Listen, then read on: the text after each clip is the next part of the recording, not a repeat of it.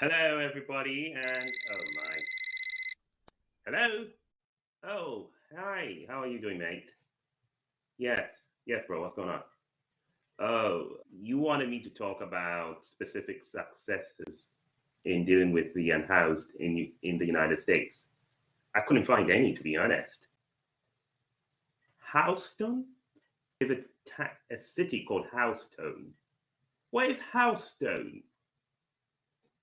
I've never heard of Houston before. Where is it, bro? Houston is in Texas. I've never heard of it. It's a large city. No, can you spell it for me, please?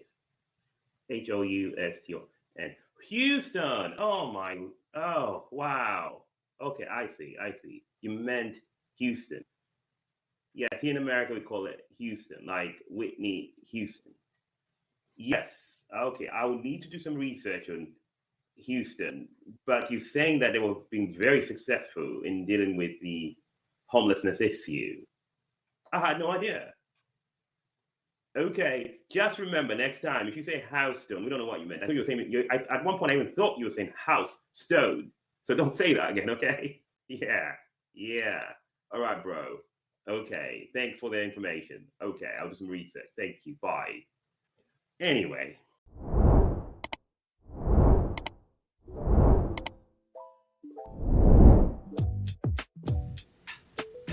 Houston saves as an outstanding example of effectively addressing homelessness and assisting unhoused individuals.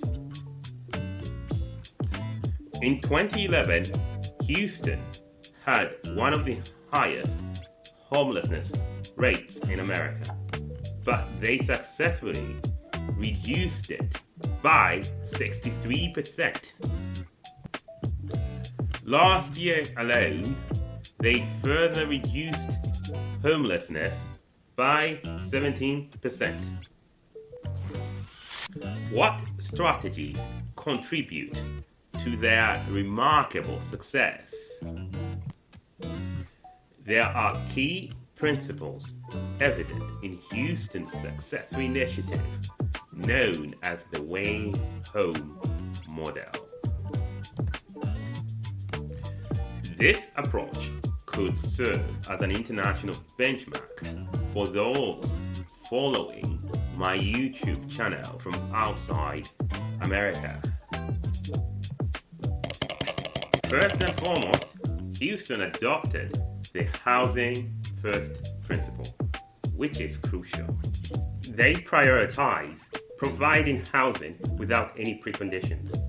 Remember one of my first videos on the housing first principle? If you don't have it, go into my housing old playlist and you find that video. Basically, people are housed first, and then issues such as alcoholism and drug abuse are addressed later. Hence, there are no prerequisites for individuals to access housing. Secondly, collaboration plays an equally important role.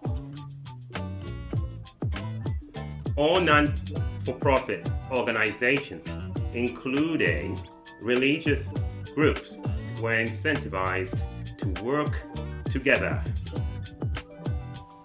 Each non-for-profit organization specializes in certain aspects, such as locating and building relationships with unhoused individuals.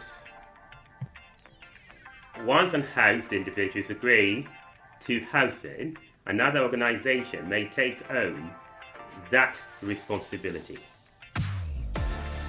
This collaborative effort also extends to landlords who are guaranteed payment, and tenant cases are managed by a case manager. So if the tenant that is being was unhoused is being a problem in an apartment complex, for example, then a case manager will get involved instead of the landlord having to deal with that problem. Landlords do not want to deal with difficult tenants, but if you give them guarantees that someone else will deal with those problems, they are more than willing to assist, to help, and to collaborate. This collaboration is coordinated by a non-for-profit organization rather than a government agency. This is how Houston has been dealing with their homelessness problems. Additionally, the police force in Houston collaborates effectively. Homelessness encampments are not dismantled until a solution is found for every unhoused person within it. So this is a significant departure from the previous practice of chasing unhoused individuals into the woods, making them harder to locate. In other words, the agencies that try to locate the unhoused were finding it very difficult when they were chased into the woods. Counselors and case managers actively engage with these encampments. Furthermore, lodging complaints against unhoused individuals with the police are more challenging in Houston compared to cities such as San Francisco and Los Angeles. This is good actually because the unhoused are seen as part of the community that we are all responsible for. Thirdly, Houston benefits from more flexible zoning rules compared to many other cities such as Los Angeles, San Francisco, New York City, or even the city of Albany, New York. There is no historical society interference or NIMBYism to contend with. For those that don't know, the Historical Society in New York State ensures that historical buildings can't be modified too much. In other words, you can't change an old church, for example, into an apartment complex or something like that. That can hinder the ability to build new houses or new apartments. There is an importance to the society, and even to people who protest in the cases of NIMBYism. However, it can hinder the building of new housing for the unhoused. However, in Houston, residents can't easily sue to prevent new housing from being constructed. This keeps housing prices down and increases housing supply, making it more affordable for Houston residents. Fourth, Houston has become more efficient in utilizing their funds. It costs Houston $18,000 per year per unhoused individual for housing and other expenses. In contrast, it costs $35,000 per year per unhoused individual in emergency services if they remain unhoused. Therefore, it is more financially prudent to provide housing to the unhoused for free than to keep them unhoused. Housing someone is cheaper than dealing with the many problems that stem from homelessness. Texas also spends significantly less than states like New York and California. That's $806 per year per unhoused, compared to California, which is about $10,786 per unhoused, for example. Houston's success is further highlighted by the numbers.